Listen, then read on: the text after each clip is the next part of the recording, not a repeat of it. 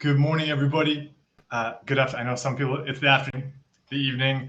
Welcome, everybody. Come on in. Hello, everybody in the chat. It's good to see you. It is a cold, rainy, cloudy day here in Toronto. I hope you are all doing warmly wherever you are.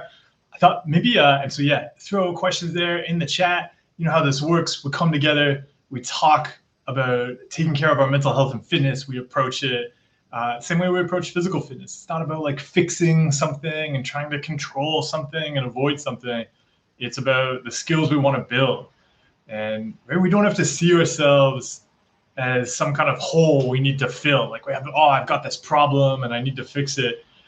We would never do that with physical fitness. Right? You don't go to the gym like, I've got to go and fix my weakness disorder. I've got to go and solve my endurance disorder. Like you go, you build skills, you expand them. It is great. So let's talk about expanding our skills. I think one thing I was going to bring up, it's like a really general thing that can be so useful to everybody working on their mental health, is when we get caught up in hating on a thought or a feeling or physical sensation, we're like, that shouldn't be there. Or when we get stuck believing that something should be there, like I should feel motivated to do this. I should feel happy in my relationship, or I shouldn't feel unhappy. I shouldn't feel uncertain. That should and shouldn't, they are so toxic. They will mess us up every time. And it's so useful to start to notice when we're doing that. Notice when we're bringing shoulds and shouldn'ts to human experiences, and really embrace having anything. It's so useful to have any thought or feeling or physical sensation or voice or violent image or memory or whatever it is. The moment we get caught up in, ooh, that shouldn't be there, or you shouldn't feel that way. You know, if you have a horrible violent image and then you don't feel bad, well, that's wrong. Like you shouldn't feel good if you saw an image like that. That should and shouldn'ting is going to screw you up every time. So it really helps to recognize like you can feel and think anything, absolutely anything. We can have any experience, and what matters is what we do. The moment even in like recovery, if you're like, I shouldn't have intrusive thoughts, I need to get rid of them, that is 100% going to guarantee you are going to get so many intrusive thoughts. It's really useful to like really roll it back and see like there's just having thoughts, because even implicit in labeling something as an intrusive thought is this implication that, oh, like you shouldn't have that thought, it's intrusive, it shouldn't be here.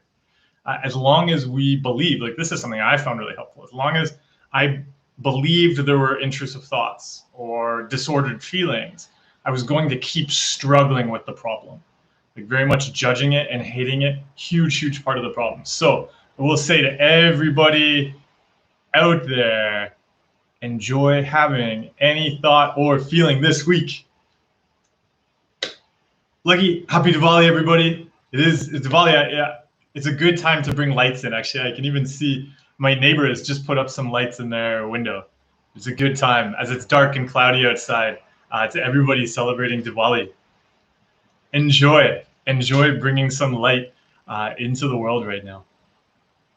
Hello, everybody dropping by in the chat. Good evening, good night. Hello, Sophie. Minor hippie, so yeah, you just asked on that. I'm always in a bad mood because of intrusive thoughts. So how to not, so there, is it because of the intrusive thoughts? Or like it really helped me to see it.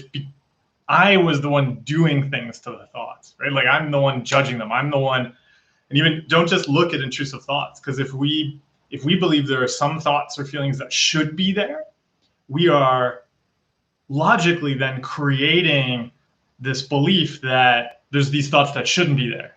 And so when they show up, because they shouldn't be there, we should have something else, that's going to create a lot of suffering.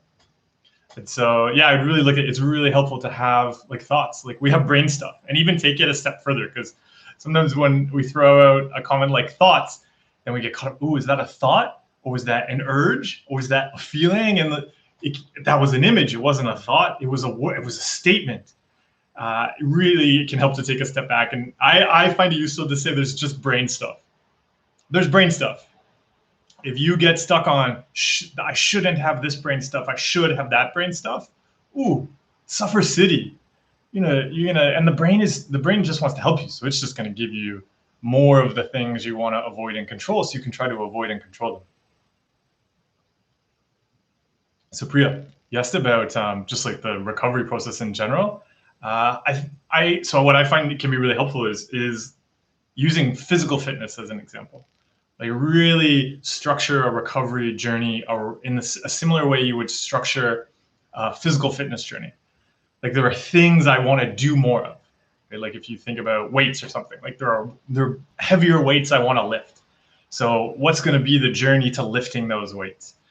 It's not like, it really is something that we bring back within our power. It's like this week I'm going to lift 100 pounds. And so next week I'm going to lift 110 pounds. And then the week after that, I'm going to lift 120 pounds. And right, I'm the one doing it. It's not like this thing and we're like, oh, I don't know what's going to happen. Make it about actions. Right? Like make it about actions that you plan and you do. Lomas Beats, hello. You said, random question about resting bitch face. Some people's faces naturally look mean when they relax because of a downcast mouth. I'm going to make a mean face right now. But do you really think that's the case? Do you think it's more an indication of, no, yeah, this sounds like getting caught up in a lot of judgments and stuff. Do I think it could be insight into one's general? No, like I wouldn't. In general, like mind reading is something we love to do, but it's just an extension of magical thinking. It can really help to be aware that we don't read minds. And so we really have to look at some more objective, useful information rather than getting caught up in like judging something and then believing that judgment means all sorts of things. Like in many ways, that's a kind of a fundamental building block of so many mental health challenges, is judging how something appears to us subjectively and then believing that means all sorts of other things, and then basing our actions on that kind of subjective network of magical equations we've built. Also leads to a lot of suffering. Emily, see, you said, I don't know where to start with my recovery. I've been disregarding thoughts, and it was going fine, but I've had a new one that really has affected me. So that's actually why I found it so useful to start to approach stuff as brain stuff, because how we interact with thoughts and other brain stuff, it doesn't matter the topic of it, right? The interaction is what matters. And so if we get tripped up by the topic changing and then we say, oh, because this is a new topic or a different topic, therefore I'm going to do compulsions now. That becomes a real struggle because the brain can think of so many things. So I found it really helpful to see there's brain stuff, and then I'm going to interact with all the brain stuff as the same. It's just a variable. So it doesn't matter if one day it's a thought about, oh no, what if like I get an illness? And then the other day it's a thought about, oh no, what if I live in a simulation? And the reason for that is actually both of those could be the exact same fear, right? Like maybe I'm afraid of an illness because I'm going to lose control of myself. Oh no, what if I get this illness that gets in the way of me doing the things I want to do? That is the same fear as someone who maybe worries about being in a simulation, because then it's the fear of, oh no, what if I'm not in control of my life, so I don't get to do the things I want to do?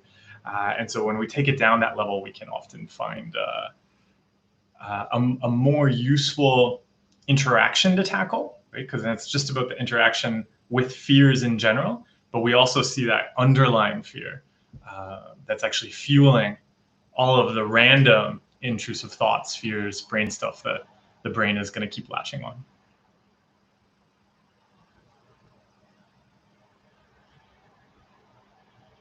Suresh, can you be more specific with what you're asking there? You say, tell me something. Do you want me to tell you something about donuts? I just ate a really good donut for breakfast. I did a really spicy, difficult yoga like routine. I don't know what a yoga thing is called. Yoga session. And then I had a cinnamon bun donut, which was like, it was like they used kind of like dough that was like a cinnamon bun, but then it was a donut as well. It was like a cinnamon bun and a donut together. It was delicious.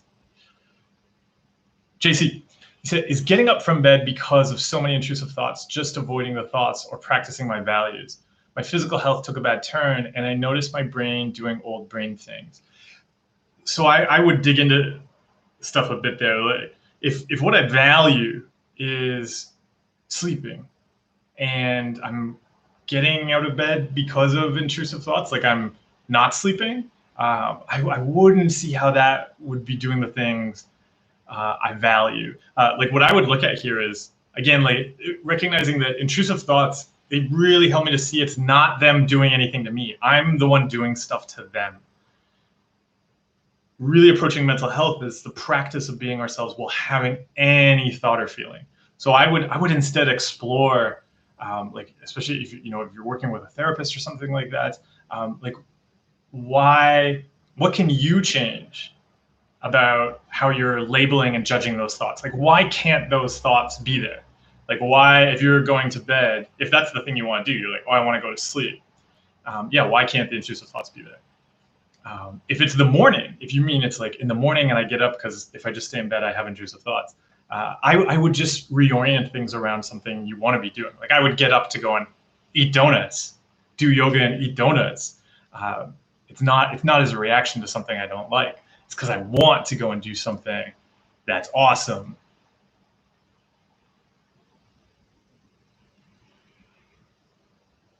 Abby, this is always an interesting question to explore.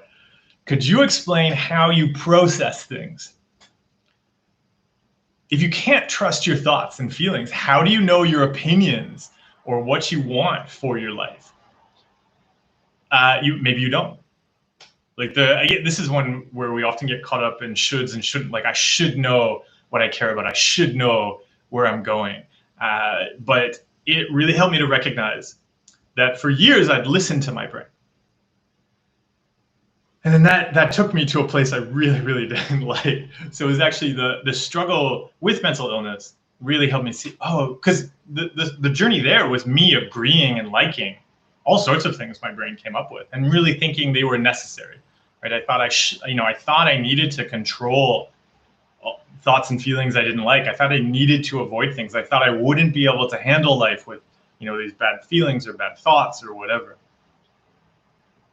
So that took me to a place that was really terrible and I didn't like.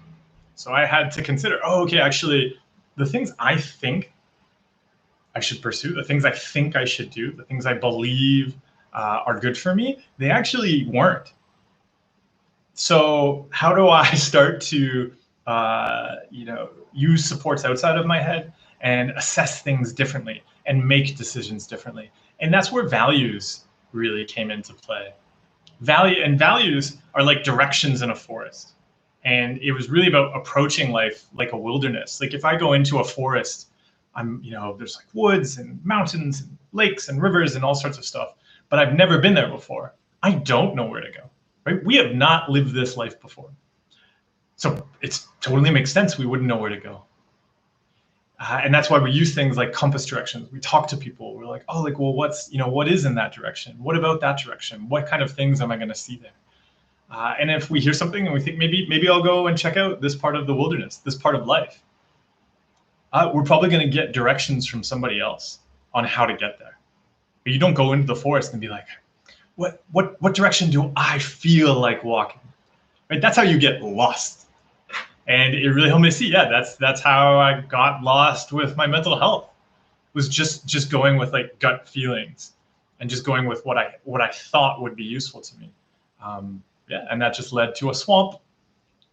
And so I found it, really helpful to start to use objective sources of data, use other people, and also like just be curious, like recognize that this is going to be a process of me trying different directions in the wilderness and seeing if they take me to a place that I do like. And through that, starting to learn what's actually useful. Because we can also just look like me struggling. I learned some things that were very unhelpful to me. And so that's great. Pam, you just noticed I've been making videos, yeah, for 7 or 8 years. Oh, I love engaging with this community. It's been great to make content. He said, how do I think my approach to mental health has changed, evolved over the years? It hasn't very much, I would say. Because actually, and if you go back to some of the earliest videos, there's probably still stuff in there that I say a lot. I have a beard now, but I just grew the beard a couple of weeks ago.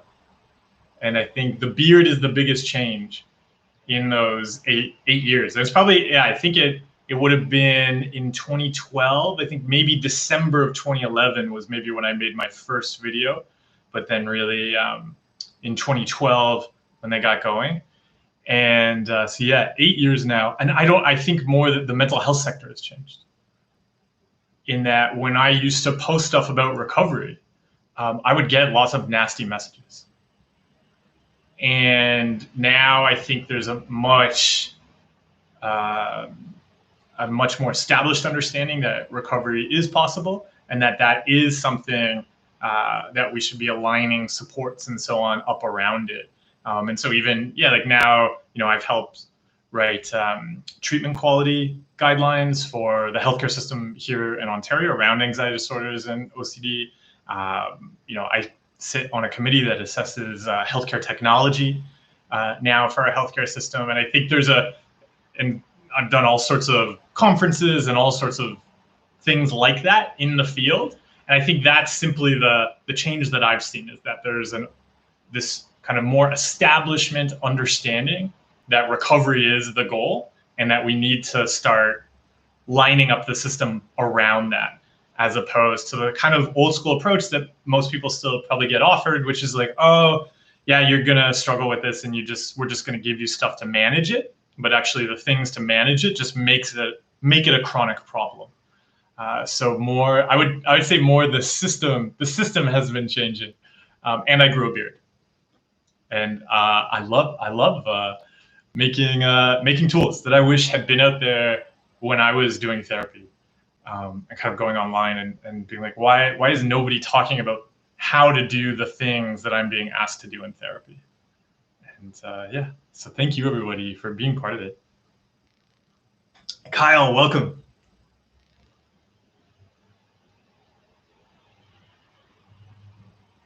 United said, how can we quit the habit of assigning good or bad to something like a decision we make? And is this the way to go? So what I was kind of just talking about there in the wilderness, like using curiosity, I find really helpful. Because also, you think if you're in the wilderness, you're like, oh, we have to pick the right direction and a good direction. It's just so much pressure.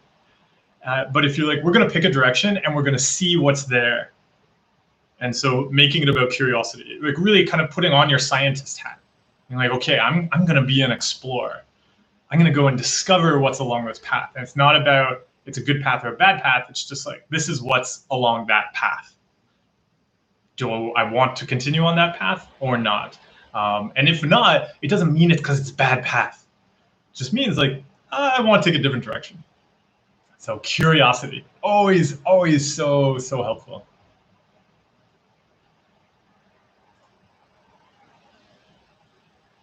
Oh, Sal, thank you so much for the donation and the support. Oh, you are amazing. Thank you. I really appreciate it. Yeah, now that it has been, I guess, 8 years of doing this stuff. It's so enjoyable, and it's so important for making mental health accessible, because I think a lot of people still encounter a lot of barriers to accessing mental health tools. It doesn't have to be that way. Like the stuff we talk about on here is the tools that we can use to recover. Like it doesn't have to be this secret, difficult to access mystery box. So yeah, everybody, I really appreciate the support and us coming together. And Sal, thank you so much for the donation. JC, so you asked, would it be wise to practice having these scary thoughts more, or just practice having any thoughts in general? I find actually I would step away even from that and look at, like, I want to do the actions I want to do more of in life. On the way to doing those, your brain is going to throw up thoughts that don't seem scary and scary thoughts. And we want to learn how to have both. Because it actually, think about that metaphor of walking in the wilderness again. So you're taking that path, and actually while you're on that path, in that direction you want to go, you see something off the path. You're like, oh, that looks really interesting. I want to go and check it out. And you could do that. But that's also going to take you away from doing the things you want to do more of. Maybe it's totally a thing you could choose. But I would say I found it there's no difference between chasing after that thing I like and avoiding that thing I hate. Right? The same would apply if I was walking along the path and I thought there was something scary ahead. So I also walked off the path. So to know what that path is, it really helps to understand the actions we want to do more of. So that's where values come in. Like, what are those valued actions? Yeah. And then so I would start there, because that shows us which scary thoughts to tackle. Because if I see, there's a scary spot on the path, but I'm like, well, that though is the direction I want to go, then I'm going to tackle it. But if the scary thing is way off the path, I'm just going to be like, all right, that's a scary thing, but I don't know, I'm going this way. Who cares? And same with things we like. So it's always, coming back to those actions, coming back to values. So I think we've really gotten caught up with elevating the importance of brain stuff. And this is about knocking it off that pedestal. Like, feelings, thoughts, intrusive images, etc.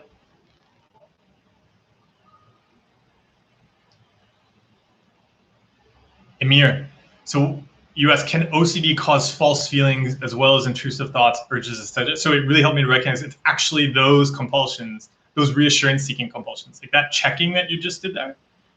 That's the source, because all the brain is doing is giving us something that we are then going to chase certainty about. So, and when we're like, ooh, that's a false feeling. Oh no, what has caused this? And then we go online because we want to know if we can blame OCD for it, or does it, if I can't, does that mean it's coming from me? And then, right, it's just fueling the fear and us chasing certainty. So what we want to do there is notice that stuff and be like, okay, I see my brain is throwing this up just so I do compulsions. But I'm going to go do an action I care about instead. I'm busy.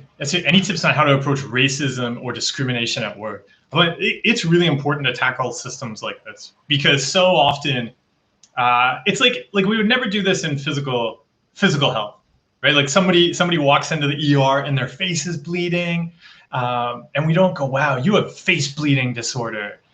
You have a problem. You should go and fix it.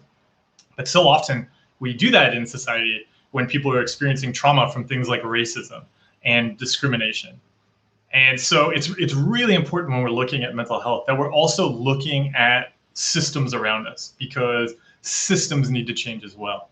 And so what I find is really important there is, one, recognizing like we can't, I won't say can't, but like generally it's very difficult to change big systems without engaging more people. So I find one of the best supports there is to engage other people. So are there ways to connect with others to tackle that system and make it change? Because we want to make sure too, in trying to change systems, that we just aren't taking on even more of a struggle that's going to be even more painful for ourselves. So getting support and collaborating with other people is often a very effective way to change systems. And so I find that support element is really key. And really looking at, so I think another one there that's key is really looking at how do we take care of our own mental health. So how do you take care of your mental health? Because if you're seeing a really hostile workplace, is it going to be safe for you to change that and work on that, and really starting to from a place of like what's going to be beneficial to you is really important as well. And so it's helpful to recognize, and then so also being kind to ourselves, because I think a lot of people will internalize that approach from society that, oh, like if you're, again, that bloody face. So if somebody's been throwing bricks at you and you're hurt from it, making sure that you give yourself that kindness to recognize that this pain is coming from somewhere else, and that it is difficult. It is very difficult when somebody's like throwing bricks at us. And so being able to like recognize that that's happening to you, I find really important as well. So yeah, please take care of yourself. Please collaborate with others in creating that change, because yeah, systems and environments absolutely can be hostile, and yeah, need to be changed. And so supporting yourself in doing that work, please do.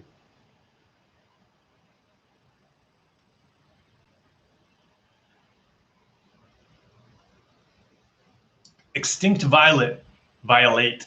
Actually, I don't totally understand the question you asked. How long will it take to cure if you don't control your OCD thoughts and let it go? I don't understand what that means. United said, how can we make our brain function as well with anxiety as without it? When I have anxiety, it feels like being an obstacle. It's a thing like practice, and even going at that, like whatever feels like an obstacle. Why does it feel like an obstacle? And values are a really big support here. This is one of the reasons that values are used in like workplaces and organizations, is to help people do things well, regardless of what they happen to be feeling that way. And so it's really starting to look at actions. Like an example I'll often use, sometimes we get like, oh, I don't feel ready to send an email right now, or it doesn't feel like the right time to send an email, something like that. And recognizing that communicating well is something that doesn't change because of how you're feeling. The information you want to share and what you want to give, that doesn't change. How to write a sentence so that it makes sense, that doesn't change based on your feelings. And so getting out of fueling things with a particular feeling, because then anxiety can get in the way of that. But if it's about saying, well, like here's what I value doing when, say, I send an email as an example, but it could be for anything else. Here's what I value doing. Here are the actions I value. Okay, let's do them. And I'm going to have some feelings while I do them. And so if you see anxiety coming up a lot, it can really help to come up with a set of values, or anxiety coming up a lot in a particular area. It helps to set up a set of values just for that area. So whether it's like on dates, relationships, giving a presentation, something at work, or anything like that, really nail it down. Okay, like what are 3 actions I'm going to do in that situation with any thought or feeling? And then, yeah, you practice going into that situation and doing the things you care about. Well, putting some anxiety in your pockets.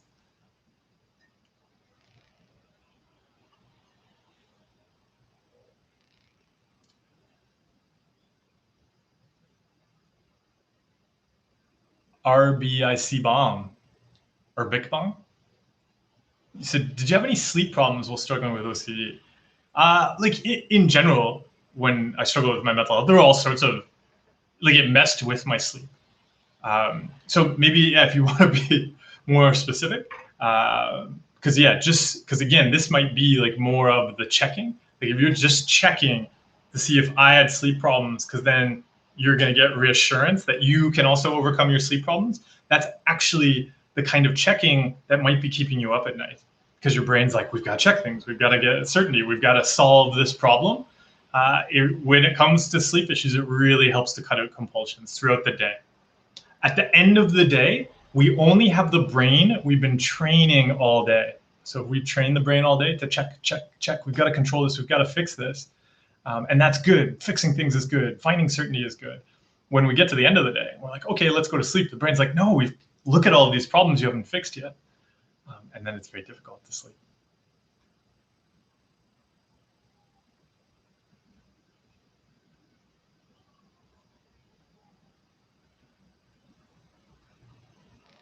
Hello, Miss BTS. How am I? I'm well.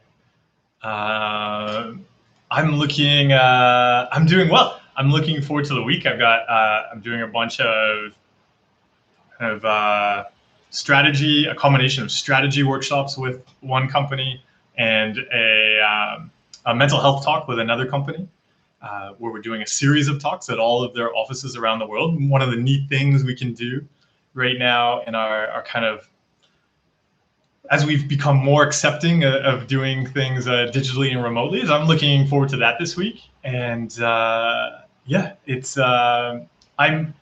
been getting ready for the winter. I've got an incredible supply of tea that I've just ordered in from Taiwan. Maybe we'll show you some of the tea, maybe on Instagram, stuff like that later. Because I got my new teapot. I haven't done an unboxing video for my new teapot yet. Super excited about that. And so yeah, I'm doing well. I've got my kettlebells, my donuts, my happy person mug. Yeah.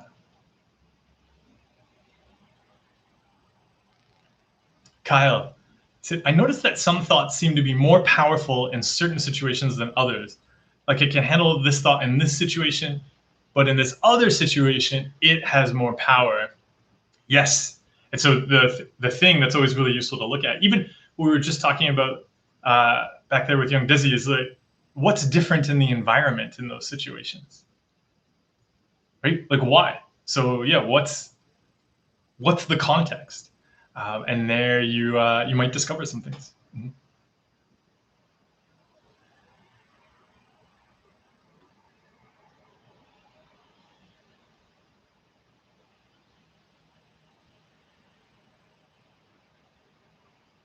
Clara, you said, what to do when lack of anxiety makes me really, really doubt I have OCD. So like that so that's a compulsion. And it really helps to recognize like mental health is not about that presence or absence of feelings. But yeah, like whether or not you have anxiety or not, like that's, if you were checking anxiety and using it as reassurance, then that would naturally create this distress around whatever you were trying to use it for reassurance. So it can really help to start to look at compulsions, because yeah, otherwise you'll just keep creating this. If you're checking feelings, then of course you won't get that feeling. It happens in the same way, like if somebody's checking the door lock to feel safety, well, they're gonna start to not feel safe, and they're gonna have to check more and more, and they're gonna judge that as meaning things. Oh no, like I'm really not safe.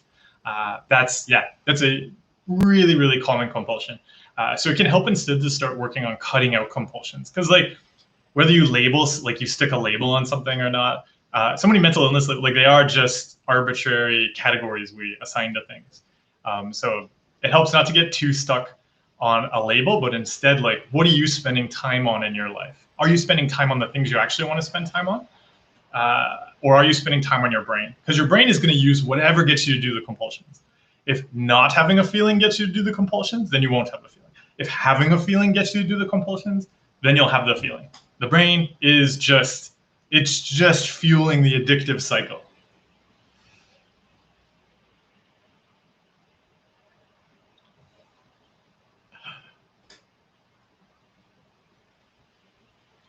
Abby said, how do you figure out your values? I'm just putting together a values course for the Toolkit website. It's not finished yet, but again, it's like, it's not so much about like figuring out your values, because there again, it's like this idea that there's this magical set of perfect values that are you, and they really are compass directions. So at first, it's because it's not about, like, a value may be useful, as we were talking about earlier, in a particular situation. A value might be really relevant in one situation. Say, you're in the forest again, in the wilderness, and you come across the lake. So you maybe will row a boat across the lake. But then when you come to a mountain, you are not going to use the rowboat to row up the mountain. That won't work, right? And that doesn't mean your values are wrong, because you really value rowing. It's just like that was really useful in a particular situation. And so really look at, given the context in which I find myself, what's going to be something that'll help me move forward. And so, yeah, you can really pick. You can pick. You can pick them and try them. and that's totally okay. YB, you just said, can OCD be cured? It's totally possible to get over OCD. I haven't struggled with any of the mental illness diagnoses I was diagnosed with for more than 10 years now. But I would watch out for even the idea of so if you want to cure it, what's the illness? Because recognizing that intrusive thoughts, like I was talking about there earlier, intrusive thoughts are me doing compulsions, right? That's me judging a thought. It shouldn't be there. That's wrong. I need to control it. That's all me doing that. Those are actions. And so, yeah, I would ask, like, is it a thing you cure, or is it a thing more like swimming and drowning, where you're actually just for the first time learning how to actually do something useful? And in the past, the struggle wasn't because there was some kind of illness or disorder. It was just like you didn't know how to handle stuff. So that's how I approach it, and I find that really helpful, because then it's about me building skills to handle anything. So I get to keep those skills the rest of my life. Drew, yes. Do you agree that despairing over OCD is a compulsion? Totally, 100%.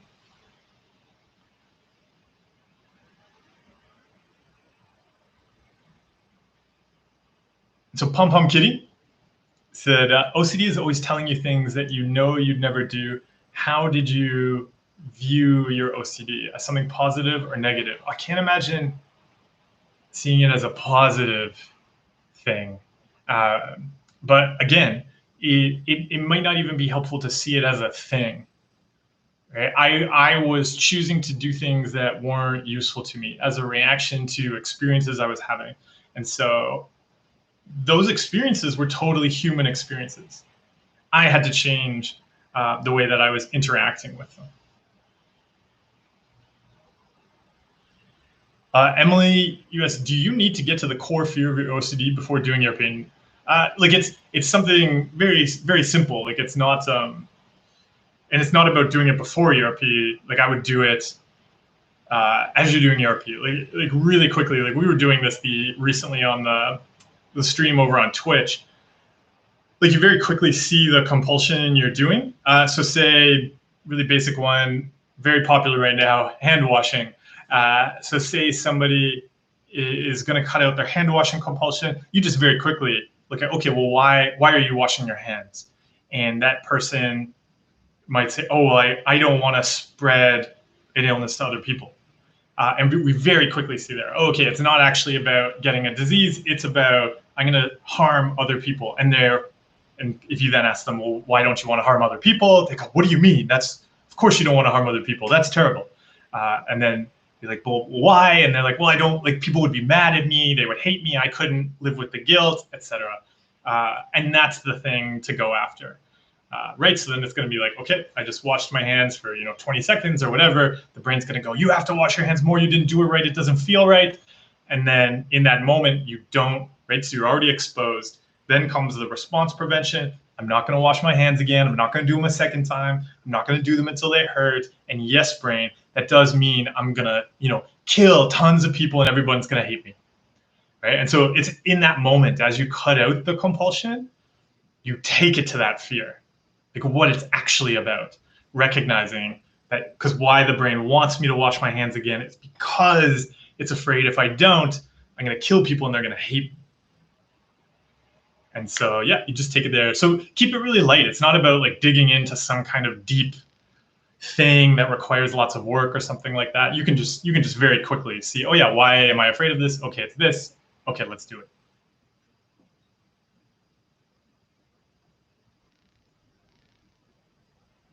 Helmi, he said, I started a new medication and it's working really well. I noticed I'm thinking more positively and my general mood has changed for better. How can you practice this using mental fitness? So I think the thing to look at is still about like, are you doing more of the things you want to do? And making sure those are happening and those are happening in a healthy way. Because just because we feel good about something, it doesn't mean that we're necessarily like practicing it in a healthy way. So, or that we're doing the things that we really care about. And so that's how I'd say there. So yeah, like the the thing to do there, just like we would if, say we were out running and we got an injury in our knee. And so we might take some, and like it really hurts, and we're going to physiotherapy. So we might take some painkillers to, get rid of that pain so we can work on that knee. And so it's looking at like, why did that injury happen? And so again, this goes back, we were talking about earlier, like sometimes it's the context. So maybe it was the shoes. Maybe what we need to do is get a new pair of running shoes. Maybe it was just the terrain, like we hit something wrong and so that caused the pain. But maybe the pain was the way that I was running. And so the fact that I feel good about my knee now doesn't mean that I'm running in a healthier way. Because if I go out and I say, oh, the pain is gone, and I just run the same way again, that pain, I'm going to injure my knee again. Because I need to, now look at how do I change the way I run because I see what it led to. And so it's that. Like I would look for, what is it that either needs to change in the environment? So then it's like we were talking about earlier, then it's about collaborating with other people to change systems. Or is it something that I was doing? And then it's about learning a different way of doing that. And our mood can totally be great while we learn, and our knee can feel wonderful while we learn that different way of moving through the world, so that we don't run into the same problem again in the future.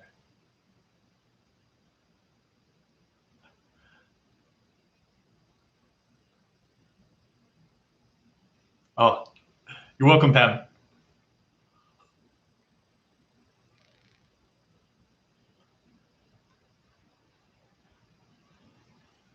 Silent spaces. You sit here. I also found my values through mental health challenges. One of my favorite Stephen Hayes quotes is, there is something really important inside an anxiety struggle that can lift up a human life. So useful to recognize. Oh, Sophie, hello from Canada. I'm happy to be part of that journey. I would love to visit Paraguay.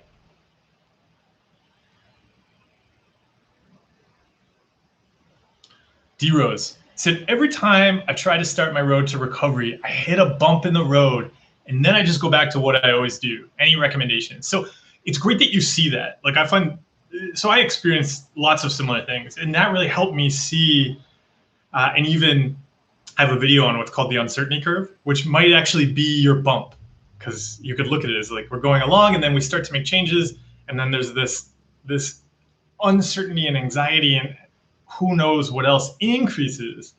And that's often then we go back to the old way of doing things. And that's even something in the explanation of that. You'll see a little part where there's an arrow pointing down, and the arrow pointing down is back to the old way of doing things. It really helps to prepare for that. So now that you know that this happens, what kind of supports can you bring in, knowing that, maybe after 3 or 4 days, there's going to be this urge to go back to the old way of doing things. How does that begin? In my book, for example, I've got You Are Not a Rock sitting over there. Oh, it's right back there too, right over there. There's also an exercise in there called the compulsion journey. And it's really helpful for looking at how do we keep ending up back in compulsions. And it's just, you map it out. You kind of map out your day or maybe your week. And it's really about starting to see how do we keep ending up back in the old habits? And because then we see changes that we can often make that may have seemed normal, but are actually keep setting us up for falling off the uncertainty curve. So Rajesh, how to be fully in the present instead of totally lost in the head or partially present, which I would watch out for terms like fully present, because often we're chasing some right feeling. And then of course, we don't get it. So it can really help. So with mindfulness, something that really helped me was that it's just about doing the thing I'm doing. I'm not chasing some feeling of being fully present or partially present, or because even just checking and judging how present I am is just a compulsion that means I'm not present. So I just do things. We can keep it light and easy. They're just things we do.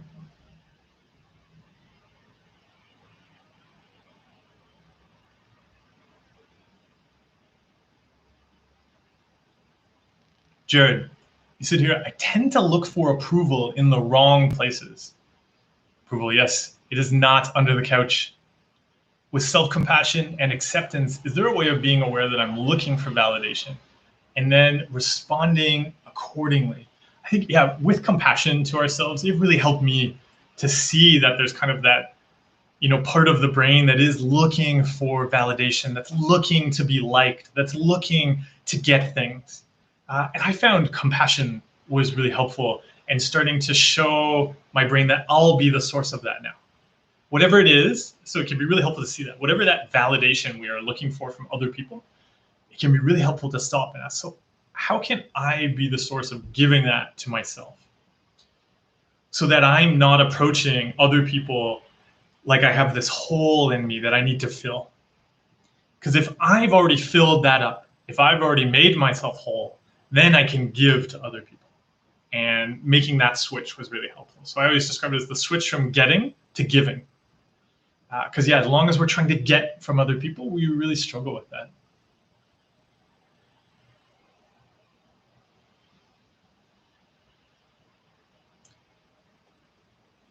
Marlo said, I'm doing great on my OCD recovery, but I'm still scared to work.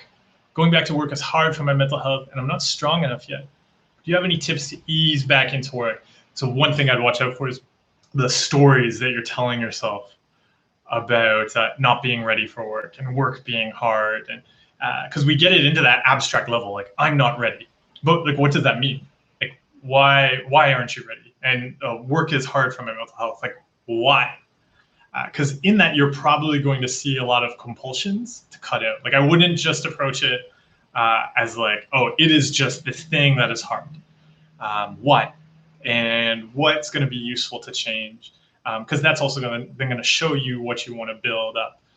But the brain just loves to get in the way of that stuff and be like, oh, you can't do this, you can't do this. So sometimes it's like when we're getting into like a lake, say we're going swimming up north or something, we're like, oh, the water is cold. And so you think that easing yourself in is going to make it easier. So you put a foot in, you're like, oh, it's so cold. Oh, it's so uncomfortable. You put your other foot in, you're like, oh, that is so cold. It's getting up like by your shins. You're like, that is so cold. This, and then it gets up by your thighs. And then you're just like, oh, that is so, that is too cold. Whoa, this is terrible. But if you had just jumped in, you just ran off the dock and cannonballed into the water, your body would have already started to adjust. And so watch out for taking things too gradually, because that can often create much more struggle. So I would look at what's really difficult and how can you cannonball into it. Serenity Booth, super good at checking. Aren't we all? Aren't we all? Welcome. Thank you, John. It's all about the beard. Emily C said, the second I get intrusive thought, what should I do? Ignore it? I would back up one step, right? Like we just get thoughts. If we get a thought and we've already judged it, well, that's an intrusive thought, that shouldn't be there, that's bad, why is it there? Then whatever comes after that is already naturally going to be a struggle because we're having this thing that shouldn't be there. It's really helpful to just have thoughts. So actually unwind that judging compulsion that we can get caught up in. So that'd be one. But then, if we've already had the thought and we're already like hating on it and stuff like that, then there's a couple things. Yeah, you could just notice that and be like, oh, I'm doing that thing again, or I judge and hate on thoughts. What would I rather be doing? So you're just like, I have better things to do than play around with this thought. But also if there's a fear there, like we're talking about with the hand washing, right? Like say, we're doing that hand washing and the brain's like, oh, you didn't wash enough, you're going to kill people. Like you're going to spread disease. And then what we do there is take it that step further. Like, brain, like because I didn't wash my hands there an extra 10 seconds and it feels like I missed a spot on my pinky finger, that means I'm going to kill 1,000 people. It's going to be all over the news tomorrow. It's going to be on billboards. Man doesn't wash his hands for 10 seconds, kills 1,000 people with his pinky finger. And everybody's going to hate me, etc. And then we go and we do something we value. And that's to start to show the brain. Like, okay, this brain, this stuff you're really afraid of, if you're gonna be so afraid of it, I'm going to really show you that I can have any thought or feeling and go and do things I value. Oh, JC, I'm glad you have found this useful. Julia.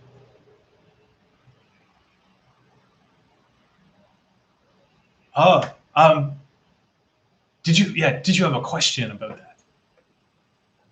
Felicia said, I want to create, oh, just going to catch it when it went somewhere.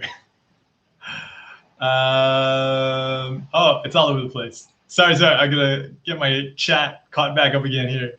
Felicia, there we go. I want to create a somewhat structured day, like wake up early, work out, and meditate. But then when I mess up the schedule, I beat myself up and question if doing the schedule is compulsive. So it can be really useful to learn how to do both. Learn how to have a schedule and run with it, and be totally okay when we mess it up. Be like, all right, because we're not like messing up a thing. It's just like, this is some stuff I want to do, and if other things come up, I'm going to choose that. It can be really useful to be okay with that. It can be really useful to stick to a schedule, right? Like to notice, like when you say like messing it up, but really like, well, what happens there? Because there were sometimes we learn a lot about compulsions, like where the brain throws up a particular thought, and we're like, oh, I've got to go pay attention to that, and our whole day is blown. So some of it might be that. And then it can be also really useful to learn how to have a totally empty day with nothing scheduled and learn how to handle that. Personally, what I'll do each day or each night is I will just identify some things I value giving. And they don't, because now I have an advantage of like I'll have a lot of like coaching sessions or like workshops and things like that. So my schedule might already be, some things are going to be quite scheduled in. And so I'm going to show up for those. And then, of course, but then things that are not scheduled in, I might leave very open and just say, looking at the gaps in the day, maybe there's 3 things I want to give today. Like maybe I want to share some mental health tool online. And so then I just look at the amount of time I have and figure out how to do that. Like I might be like, I want to give some energy to my fitness practice. So like, okay, when am I going to do that, and how am I going to do that? But it's just about giving. And so also that also enables me to step away, in that I don't have to adhere to a really rigid practice or really rigid schedule, because I might have, maybe in 10 minutes, I can actually share some mental health tools. So I don't need to spend like the rest of the hour I had scheduled just trying to do that more and more and more. So look at how you can play around with it. Look at how you can play around with skills there, because it's great to be awesome at all of them. Making your brain stick with you while you follow a structured schedule, but also quickly adapting and making choices when it gets like messed up, or stepping into a day when there's nothing.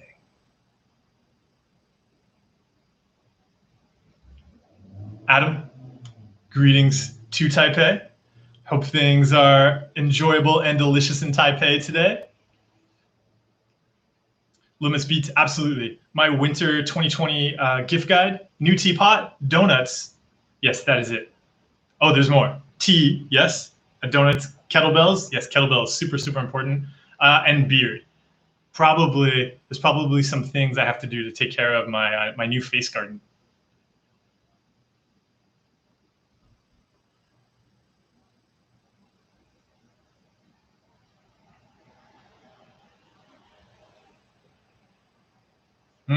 And so I'm glad you're finding this helpful. Mason, I've noticed that when you really stop all the compulsions around an obsession, your brain throws up new ones to get you to react to anything. Useful to look out for it. Absolutely. The brain just cares about the compulsions. Everybody, like if you're stuck on a particular theme or topic, and you're like, I hate, this type of, a type of thoughts, etc.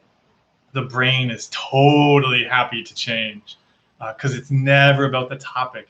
It is about how we interact with it. It's just giving up. The brain is just throwing up that topic because it's something you'll react to. And so if you show the brain you won't react to it, then like Mason was just describing, it'll try to move to something else. And you've got to be aware again, okay, this is just it moving because I stopped reacting to the other thing. Of course, it's going to look for a new way to get me to do compulsions, but I don't care about the topic. I am not going to do compulsions just because the thought is new, right? It's not new. It's again, and it's not a new feeling. It's just another uncomfortable feeling you want to control, which is why the brain is giving it to you.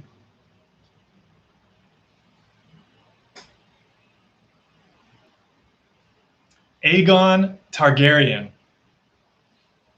I'm not that familiar with all the characters from Game of Thrones, but I assume you said here I hurt someone badly in my teenage years. I'm sure that's part of what happened in Game of Thrones. Will I have to deal with the guilt for the rest of my life, or will the guilt go away? I feel like I don't deserve happiness. So here's, again, where it can really help to look at like that thing that happened when you were younger, the thing that happened, but the guilt and this stuff like, oh, I don't deserve happiness, all that, that's all wrapped up in the compulsions. So it could really help, whether you grab a good book or work with a therapist, understanding different ways of interacting with that. Really, really, really helpful. Because we all do things like, definitely look at all the characters in Game of Thrones. They did a lot of things when they were younger. And all of us too who live in this world, we do things, and how we interact with the things we've done has a huge impact on our lives now, and that interaction is happening now. It's actually not about something in the past. It's about how are we interacting with that experience in the present. And that's like something it's useful to learn skills around. These are things we're often not taught. Don't just assume you kind of naturally know how to handle an unexpected and difficult experience. We've got to learn how to have them. We are no more skilled and capable at knowing out of the box how to handle thoughts and feelings and experiences and memories than we are at like knowing how to bake a pie out of the box, as in like our brains right out of the box. Like we have to learn skills, and interacting with memories, interacting with trauma from the past, whether it's something we did to somebody else or something somebody else did to us, that's a skill, a tough skill. It's like learning a musical instrument. So get music lessons, like metaphorical music lessons, like trauma music lessons, but like not actually trauma music. That would be traumatic.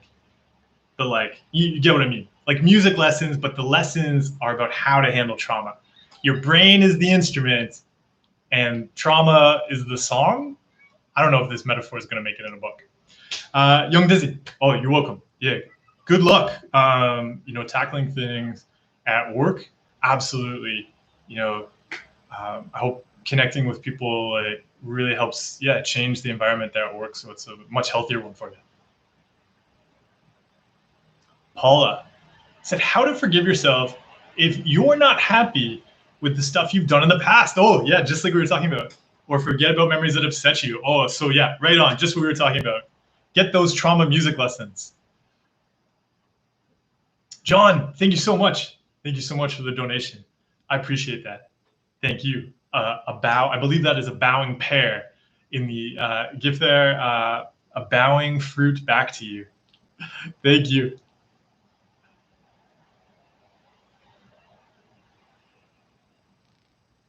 Pop Kitty. So you said a new thought popped up and it involves harm. And then right after that, you went into the reassurance. I know I would never hurt myself, but it makes me feel anxious. And so there, like you can see, just like we were talking about, there aren't new thoughts, right? The brain knows that, oh, okay, if I throw up a fear about you hurting yourself, you're going to do lots of compulsions.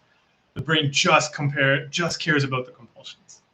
And so, yeah, it's really useful to learn how to cut out those compulsions and see, like the brain, it's like the brain is just a random dude shouting on the street. The brain says like, oh no, hey, oh no, you're an alligator. You don't have to go and argue with the dude in the street to prove you're not an alligator. You don't have to listen to the brain shouting in the street. Emily C said, what's my Twitch account name? It is Mark W. Freeman. I'll throw it down here. Twitch.tv, Mark W. Freeman. Because we do a stream there on Wednesdays that's usually about science and research and mental health. And then every other week, right? When I'm not on YouTube doing a live, I do a live Q&A on Twitch. And we'll do, as we get into the winter, and I'll be spending a lot of time, we're going into like a quasi lockdown here in Toronto. So hopefully we'll get this pandemic taken care of. Everybody can just stay home. I'll make a lot more content on Twitch coming up this winter. John, oh, you're welcome.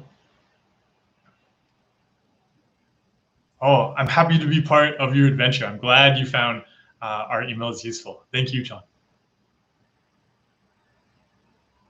Adam says, sometimes caffeine helps my OCD and sometimes it seems to exacerbate it. Lately, it seems to be helping. How does it affect your OCD and what is your opinion on using it? I really love coffee. So I even kind of tackle this idea of like your OCD, my OCD, like that kind of idea. Caffeine. And so I have a video on this. There's 2 videos on this. So one, like, why do people say that like caffeine, makes mental health worse, better, either one, and also then like when it comes to avoiding it and stuff like that. So and how to drink coffee again. So I drink lots of caffeine. It really helps to recognize that again, it's not about the caffeine, and the caffeine isn't like this kind of animal that goes and plays with some mental illness animal. Like they're not animals doing things to us and doing things to each other. Caffeine can create physical sensations in your body, and if you engage in compulsions around those physical sensations, you will notice the effects on your mental health. And it's really useful to learn how to, so like an exercise I've given people before, an exercise that I found really helpful. Yeah, but go have coffee, enjoy it. Be aware of what happens. Just because there's kind of a boost in energy, it does not mean you have to do compulsions. Like, this is where people will say, oh, it helps or it hinders. It's because sometimes if you get a boost in energy or feel some sensations, depending on what's happening around you and what happened earlier in the day, you'll take that as a reason to go and do some things you judge as positive. Likewise, because of what's been happening around you, what's happened earlier in the day, etc., you might get a boost of energy and go and do some compulsions that make things worse. Either option is always available to you. So it's really useful to learn how to, chug a couple Red Bulls and go and do useful things. David, I hope everything is well in Montreal. Whoa. My chat getting away from me. Get it back under control here. Scroll back up. We'll run a bit longer. I know it's after 12, but there's a lot of questions here. And I know that, there's a ton of questions here. So we'll try to get through them. Bad boy, you said in one of your previous videos that you had dyscalculia. I've struggled with this all my life, and I'm wondering if this is the cause of my anxiety disorder or the other way around. I just found them wrapped up in each other. For me, it started as just like saying, oh, I'm bad at math. But then when I was really struggling with my mental health, numbers lost their meaning. And I think it was wrapped up in certainty and uncertainty and trying to get certainty. And so like a lot of things, when we're trying to get certainty, so it's a lot like, it's probably the same kind of thing that happened to me with like the stovetop, right? The more I checked the stovetop to be sure it was off, I could no longer be sure that it was off, even though I could see it. And that's kind of what happened with numbers. Like I would know the number, but then I wouldn't know it, if that makes sense. Like if I saw, one example, like to help people understand this, because I find this is like a weird symptom. So one of the ways this would come up is that I was a teacher. I was teaching, in particular, I remember I was teaching in Japan, and then this still happened in Korea, but I found it was less of an issue in Korea for whatever reason. Like when this was at its peak, I can remember I would be there was a photocopier. In fact, in the school that I was teaching in Japan, they had the really great teapot, which is the reason I got this new teapot. It was specifically to get a teapot that was just like the one we used to have in this school. And so the teapot was over in the corner, And then beside it was the photocopy. And so I would spend a lot of time at the photocopier because I would have to photocopy things for my class, which did not change in size, but I could no longer trust the numbers. So if there were like 23 kids in the class, I'd be like, well, how many copies do I have to get for 23? And like multiple times I would show up with less, and often I would have more. But it's so funny too, because you'd also think like, if you don't know what the number is, just get more. But because then, you know, you'll have some extra, but at least you'll have enough. But often I would go to class and then be like, oh, there's not this, and be like so surprised there weren't enough copies. And so it was that. It was like numbers. I just didn't know what numbers were anymore, which is hilarious now. And so one of the things I did to work on this afterwards was actually download. So when I was working on my mental health, download a whole bunch of math apps and actually like relearn math from scratch. And it was really fun. And so now I would never, in fact, I would say I'm quite good with numbers and finance stuff and things like that. Like when I've been doing business stuff and I was executive director of an organization, all about budgets and stuff like that. Now it's totally fine. Now I have no problem with numbers, but I still practice a lot with numbers, even things like not rechecking numbers, because sometimes we can get caught up in a lot of checking around it. I find that was, checking the number to be certain was a huge part of what fueled it. So now, now I purposely practice trusting myself with numbers and exploring that. So yeah, anybody struggling with numbers, it's a thing.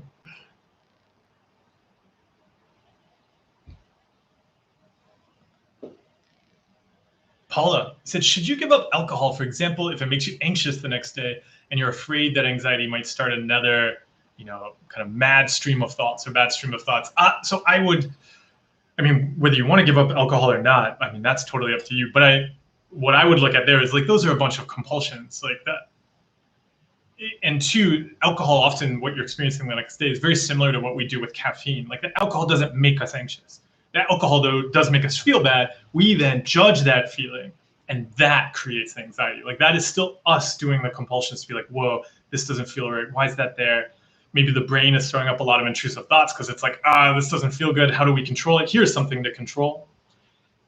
All of that kind of stuff happening. But I wouldn't blame the alcohol.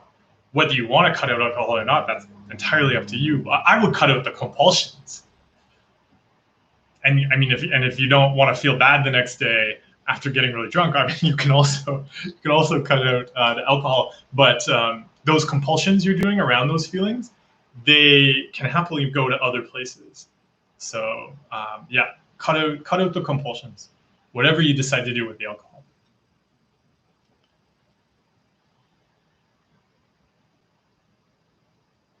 Helena, I wouldn't. Can you explain a bit more? Do you mean, are you talking about you asked about medication anxiety. Are you talking about the birth control? Like anxiety about taking birth control? Can you just explain a bit more about that? Boris, hello. So can you share any tips about how to manage a big overarching goal in life? When starting from the bottom of mental illness, it feels impossible to reach the things that are so far away. Yes, I would not start from the bottom of mental illness. Even like that whole story that we often tell ourselves, like, I want to go do this thing, but I have to overcome mental illness first. Like, so much of that is the challenge. Like, we create these barriers for ourselves. And I would look instead at like, what's the thing I want to be doing? And how would I go about doing that if I didn't label myself as having this like mental illness that I see as a barrier? Because that really is what values are about, saying here are the actions that are going to do this thing well, right? Here are the directions through the wilderness to take me to that place I want to go. So how am I going to take that journey?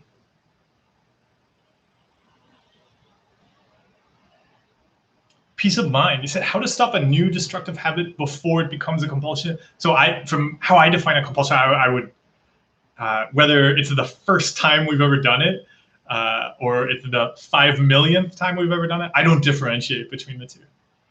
That's yeah. If it's the first time you do it, if you've never done it before and you're just thinking about it, then it's still a compulsion, and so it's really useful to choose to do something else instead, right? Something you value, right? Because again, think the wilderness. Like if you step off the path in a direction you don't want to go, it doesn't matter if it's 1 step or 5,000 steps. Go in the direction you want to be going. Vineyard cries. On the topic of schedule, you mentioned picking a few things the night before that you would like to give. Do you write these down, or is it just mental? I write them down. I actually, something I write them down because I found it was really helpful to not have to spend, like brain power going like, do you remember them? Or like, do you remember what you're going to do? What about this? Like anything to get, because I'm going to, shut down the brain, useless brain. I'm going to shut it down. So I'll put them on a note. And so I find it's more this thing like, oh, like I know the thing I'm going to do tomorrow and I don't have to remember it. It's like, it's on a note. I have to put it on my keyboard, on my computer.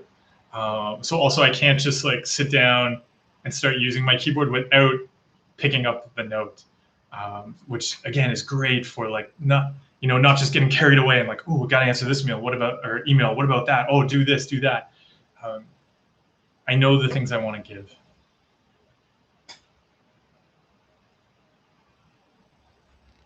David, yeah, you asked about social anxiety. Yeah, there's a ton of stuff about social anxiety in my book, "And You Are Not a Rock," and I would approach social anxiety as anything else, because so often, right, even like we were talking about there with the hand washing example earlier, that's a social anxiety compulsion, because it's just washing my hands compulsively so I don't, because I believe I'm going to spread a disease to other people, and then they are going to hate me for that. It's actually a social anxiety.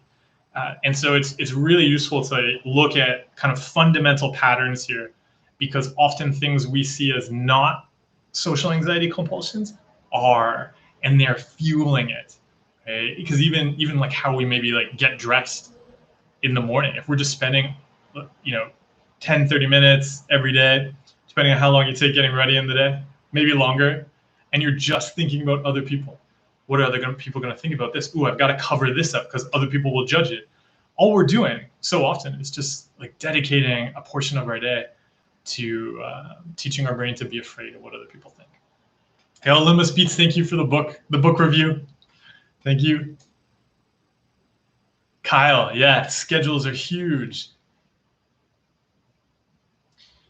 And like you say, so there you're saying like, I meant to talk about that because I noticed I tend to be kind of all over the place throughout my day, even if I'm doing things I value, there's no structure. Yeah, then I find it's really useful to learn how to bring in a structure. So an exercise that helped me with that was, I'd leave the day pretty open, but then I would pick a particular time to do a specific action.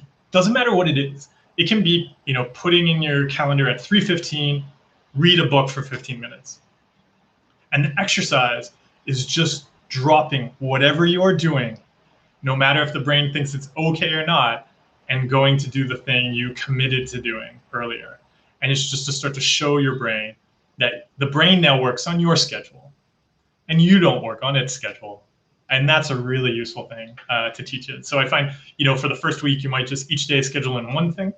And then the second week, you might, still have a pretty open schedule, but make sure you schedule in 2 things. And no matter what is happening, you do those 2 things, and you just kind of grow it from there. And it's really useful. And then you get into a spot where you can, like, maybe you have a really scheduled morning, and then the afternoon is like, okay, I'm going to leave the afternoon open, but I'm going to do things I value. And that's really useful to learn as well.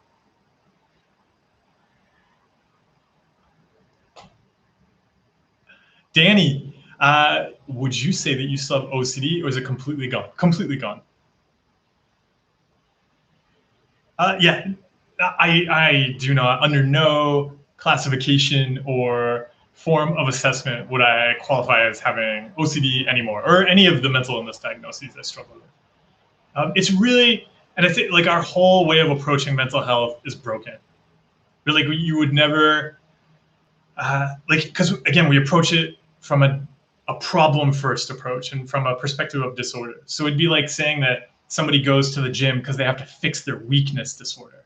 And like, can a bodybuilder or a power lifter ever truly overcome their weakness disorder? Do they still struggle with it? And like the whole conceptualization is wrong. Because even like your most phenomenal pro athlete, any athlete who does, excels at a sport in the Olympics, whatever, they're still going to exercise to the point where, it's difficult. It makes them sweat, and so on. And they're just going to keep, building strength. It's about the skills they want to build, not about, I've got to keep avoiding this problem. And I think when we approach mental health just from an illness perspective, that really limits us, because we're saying, oh, I'm just going to get, if I'm just going to get rid of these symptoms, that's success. But there is so much more to do. Because like, think about fitness. If you only exercise to the point of getting rid of something you see as bad, you're really going to be limited. But if you approach fitness as like, oh, I want to do more and more of the things I care about, you can do incredible things that other people see as impossible. I would encourage taking that approach with mental health. You can do really amazing, incredible things and go much further than you would imagine if you make it about building mental health and fitness. If it's about fixing an illness or some symptoms, yeah, you can totally do that, and then you'll probably just keep like bouncing back into it, right? Just like we would if with fitness. If our only goal is to like, I don't know, like avoid something or get rid of some symptom we dislike. Like if we're like, oh, I really struggle to walk upstairs, so I'm just going to go to the gym to get rid of this uncomfortable stair feeling. And then we go and we do a bunch of workouts, and we're like, oh, okay, good. Now I can finally not feel bad walking up the stairs, and we stop. Like, I'm so glad I don't have to go to the gym anymore now that I solved my stair climbing problem. What happens? That person, their health is going to kind of get worse and worse, and they're going to go back to struggling on stairs again. And then they'll be like, oh, my stair climbing disorder has returned. Oh, it is chronic. And then maybe they'll go to the gym again, or this time they'll be like, oh, the gym didn't work. It came back. This time I'll try supplements, or like, and then that's what happens when we just try to fix a problem. So yeah, ditch the problem first approach. So Philip, you said, will all the compulsions go away eventually? Yes, if you cut them out.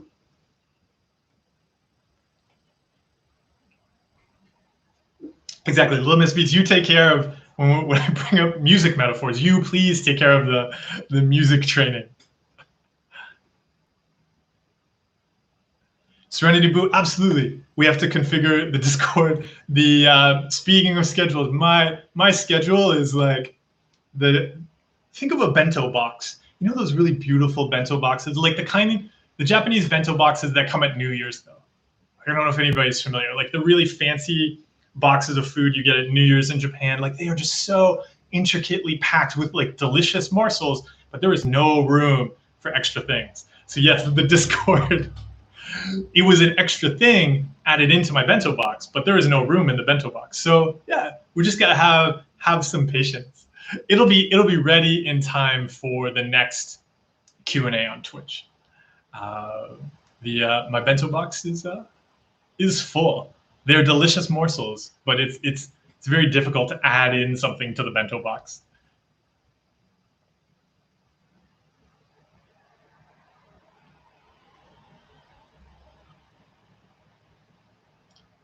Come on back here, chat. Oh, David, thank you so much for the donation.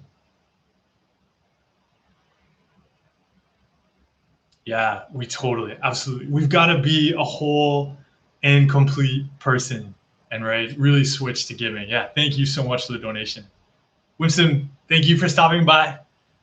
See you later. Oh, you're welcome, Adam. Yeah, as Kyle said. And Kyle and Serenity Boot, thank you so much for the help with getting the Discord server set up. Because I know, Kyle, you shared, I think, or one of you shared a video the other day about like how to do it well. So yeah, thank you. We'll get it set up like this coming week in time for the next Q&A stream next Sunday.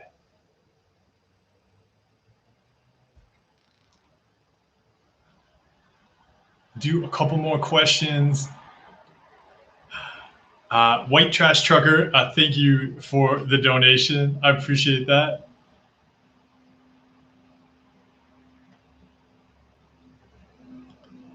Sam, you just said a question. How can I control it? Help me to see that control is a compulsion. Oh yeah, and I see not my last name, just threw that up there. Yeah, trying to control it is the problem, 100%.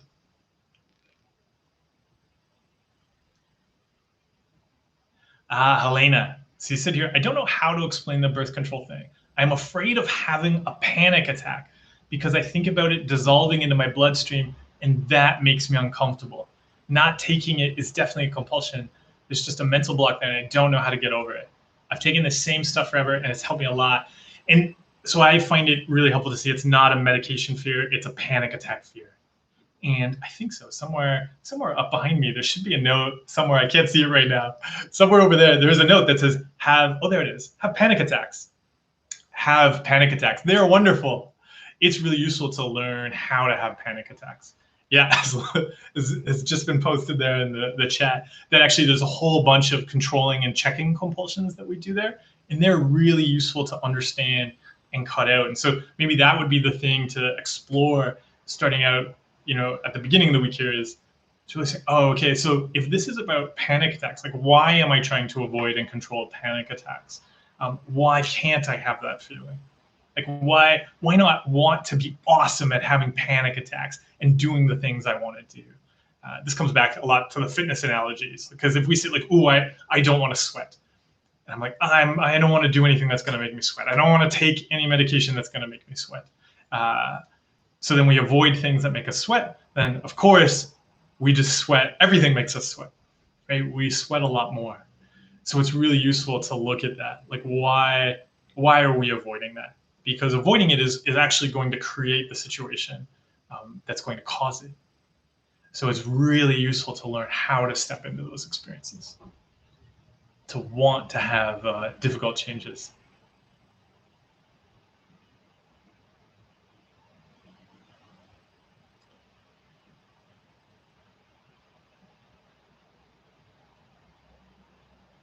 Super committee said, does anything change if I can actually hear my intrusive thoughts? No.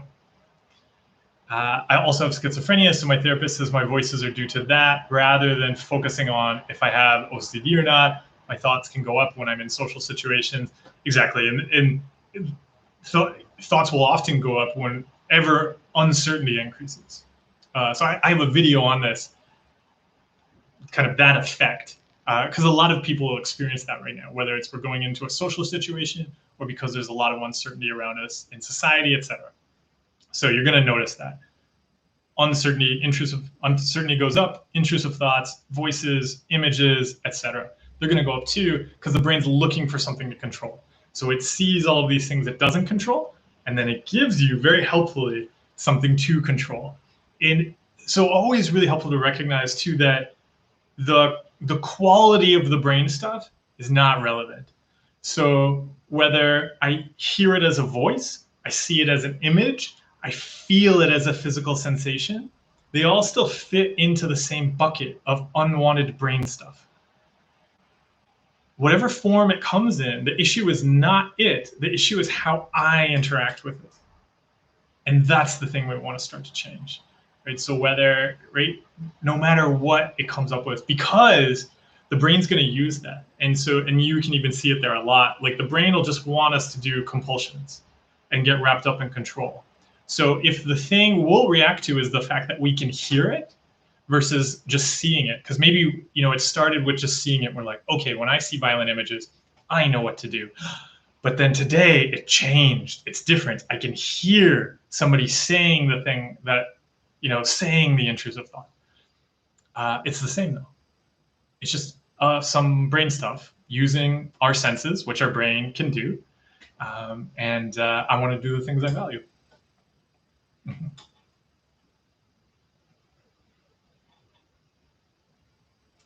Oh, bad boy. So what is written on all the sticky notes behind you? Just words, brain stuff. Oh, Tandra, I'm glad you found my books and videos helpful. Oh, he said, please, could you elaborate on how to pursue happiness after years of anxiety? So I find it really useful to turn happiness into actions, like into a practice. And that's actually not something to pursue. Because like any feeling, if we're like pursuing happiness, then we're just always going to have a lot of unhappiness. And instead, really, what helped me was approaching myself like a garden. So I'm like a garden, and that's gonna mean there are things that are just gonna nourish me, that are gonna help me thrive. And for each of us, it's about finding that practice and then making it consistent. Because if you have a garden, you don't want to wait until you feel the garden needs water. Because by the time you feel it needs water, it's probably too late. If you wait until you feel it needs some fertilizer, again, that's only probably because you've noticed it's not growing very well. And what we want to do is start to be proactive with this stuff. So no longer waiting to be unhappy to start looking at, oh, how can I make myself happier? So how do I nourish myself? So really, and I can say to everybody, one thing, like to use this metaphor, if you look at the week ahead and say you just went three things, like what is your sunshine, what is your water, and what is your fertilizer? Right? And you can even just drill it down to three things there and just see like, okay, this weekend, it doesn't, you don't have to extend the metaphor too far. It's just really about finding three things that you are going to need this week that are going to help nourish you, that are going to help you thrive and do the things you want to do.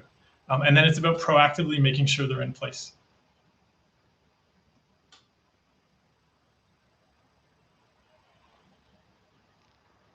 Kyle just pointed out, I can confirm that it is possible to be able to experience a panic attack and just sit there and feel it.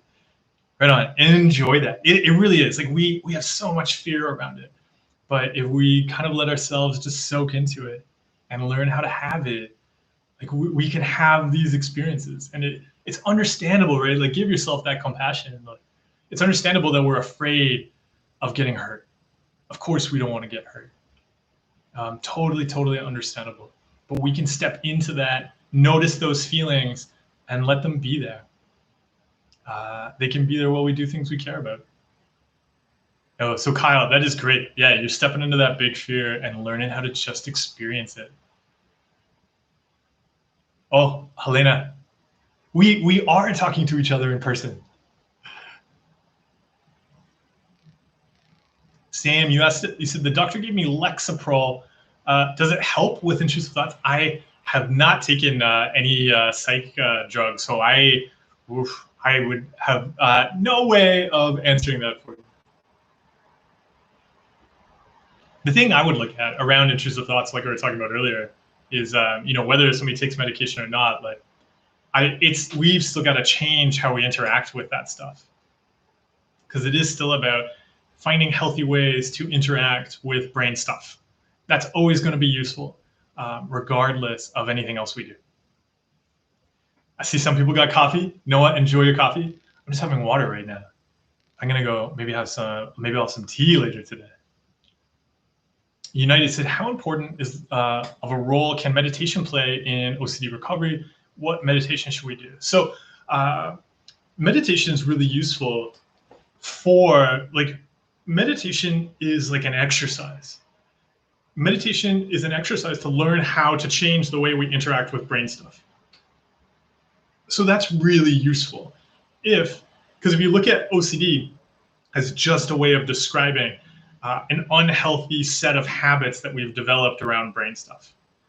And so when we practice meditation, it's really about helping us be present, be ourselves, notice stuff in our heads, put some space between us and that, and then make a choice. Make a choice about what we want to give our attention to. So that's really useful for cutting out compulsions. Like if you find your reactions and your compulsions are just very automatic, meditation is a phenomenal way to put some space between you and that stuff. And it's a great way to start to learn how to have brain stuff without judgment. Start to show your brain, yeah, you can throw up whatever you want. I'm just going to sit here. I'm just going to sit here and breathe. Go ahead, throw up anything. Right? And that's really useful to recovery, right? Any kind of recovery where we're working on cutting out compulsions. And so that's what I would look at, not like meditation is some kind of magical thing that's going to fix something for me, because then it's just more of the compulsions. It's an opportunity to sit down and practice the skills that you need to cut out compulsions, right? It's like going into the gym. And so in that way, it's really, right, really, really useful. Noah, yeah, goodbye. Thank you for stopping by. Question here, what should I do with false memories? How to deal with them? And so I thought we want to get ahead of it, actually. It's because the moment we're judging it and be like checking, like, oh, what do I do with this? Like, what do I do with false memories? That is the problem.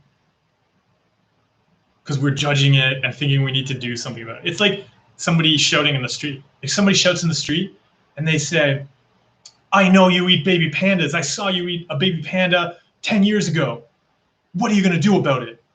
And then we're like, oh no, what am I going to do about it? Did I do that? I can't remember. I better check my memories if I really did eat a baby panda. Oh no, did I grill it? Did I boil it? I mean, it would be better grilled. Oh no, does that mean I like it? And then we just get wrapped up in the compulsions. It's just brain stuff. And so actually trying to solve it and trying to find a way to fix it is very much what creates the problem. Yeah, not my last name. Explaining here about meditation. I found meditation useful because it would allow myself to be exposed to all kinds of intrusive thoughts. And then I would just sit with them and accept them unconditionally. Exactly. It's such a great practice. The brain is going to throw up whatever it wants.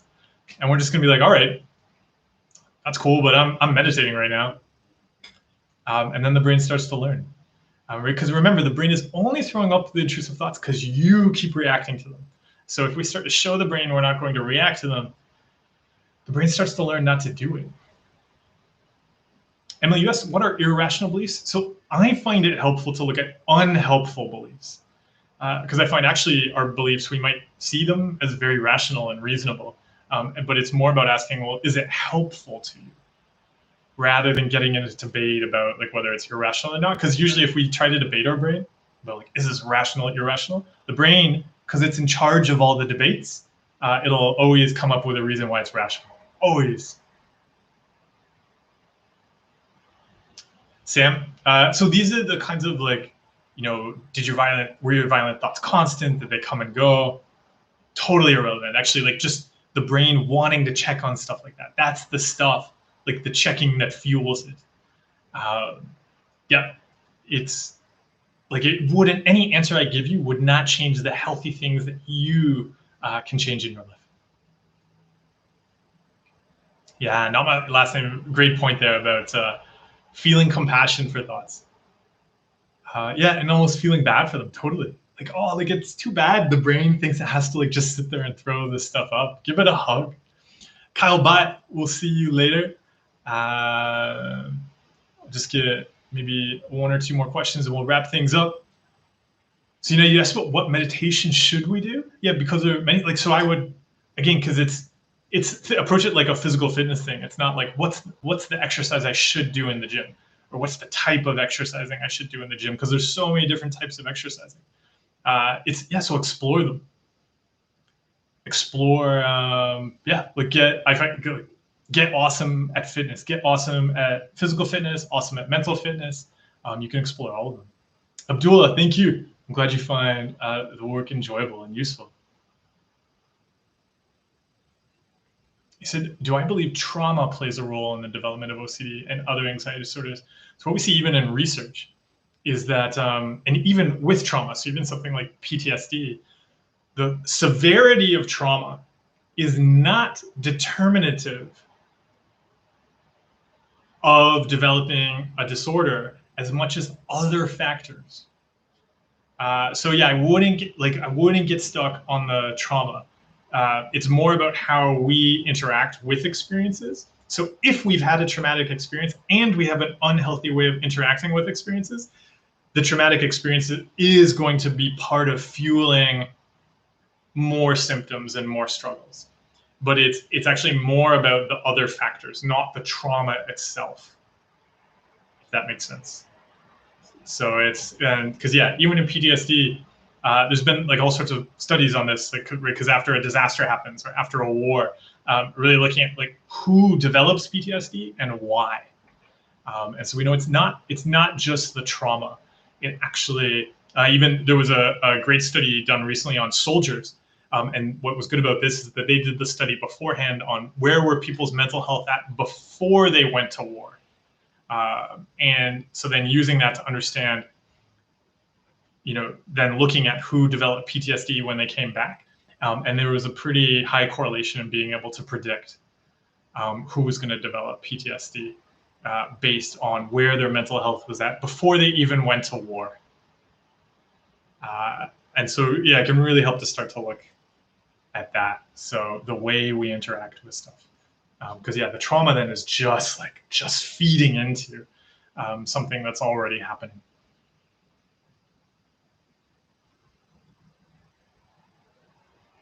Yes, Tandra, absolutely. What are you growing? So useful to understand. And I don't know, you just mentioned you might need to reach out. So I've just switched stores. The what are you growing shirt, it might not be available where you're looking for it. But if you let me know, I can put it up on the new store. So yeah, maybe send me an email because I know what is on the store. And if anybody's planning to get it soon for the holidays, the Happy Person mug is on the Toolkit store. And if you're going to get them for the holidays, get them soon, just because of shipping and stuff like that. It's going to be really tight this year and more challenging than usual. Mateo, you said, do you have any advice on how should I tell my girlfriend about my OCD? So I use physical fitness as a great example, right? I go to the gym.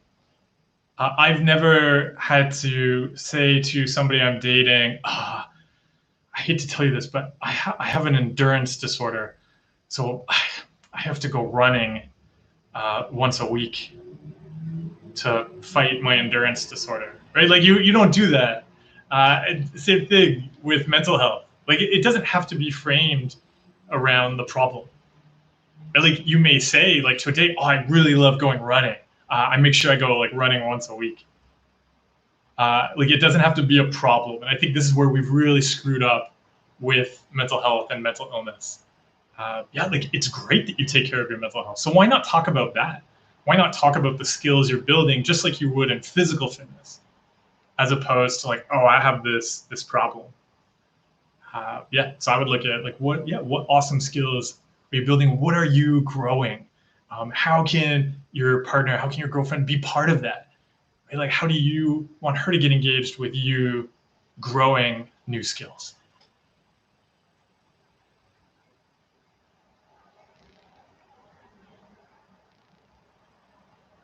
AGM, you asked about, I wonder how to approach educating myself about anxiety and OCD. I fairly often start watching some videos on OCD and then end up compulsively viewing them for an hour or two.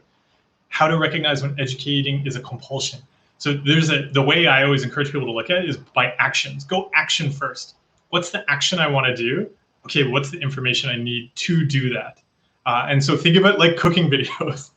But it's so true. It's like if you are going to make something and you need to watch a video on how to cook it, you're not going to spend 2 hours just watching more videos. You're going to find the video that's going to help you cook the thing you want to cook, and you're going to go cook it.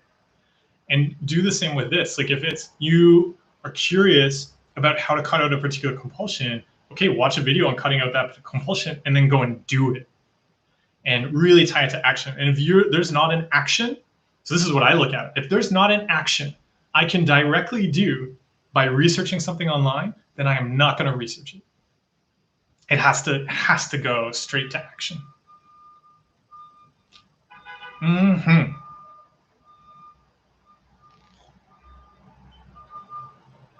And we're going to wrap up here any second. Okay. Just going to see if there's another. Sonic, I hope your sleep is going well. You're explaining some things about sleep. Okay, Nick, this is the last question. We're going to talk about ruminating. Do you have any tips to stop ruminating? I had a panic attack a few months ago. Fixated on a repressed memory now. I'm at the point where I forgive myself, but I notice myself automatically ruminating. The thing I always encourage people to do is look at about how you think about stuff you like. We are often thinking about things that